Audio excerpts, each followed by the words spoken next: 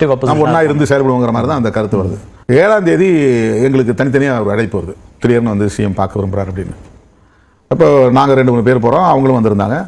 அப்போ அங்கே ஒரு கருத்து வைக்கப்பட்டது என்னன்னா, இது மாதிரி வந்து நம்ம அணியும் அதிமுக அணியும் சேர்ந்தால் நாமளே ஆட்சி அமைக்க முடியுங்கிற ஒரு ப்ரப்போசல் வந்துருக்குது.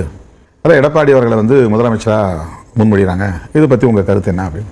முதல்ல நான் வந்து சொல்கிறேன், இது திமுகவுக்கே பெரிய கேள்விக்குறியாயிரும், உங்களுடைய எதிர்காலமே சூன்யமாயிரும், இது நல்ல முயற்சி இல்லை அப்படின்னு நான் சொல்கிறேன். கம்யூனிஸ்டுகளும் கிட்டத்தட்ட அதே மாதிரியான ஒரு டோனில் தான் கருத்து சொன்னாங்க. நாங்கள் எழுச்சி வந்துட்டோம். அது பிறகு எங்களுக்கு இடையில ஃபோனில் தான் பேசணும், அது சரியாக வராது அப்படின்னு. அப்போ அதில் நாங்கள் யாரும் ஈல்டாகல, அது அவ்வளோதான், முடிஞ்சு போச்சு. அதுக்கப்புறம் அதை பற்றி எந்த டிபேட்டும் நம்மகிட்ட வரல, யாரும் நம்மகிட்ட தொடர்பு இல்லை.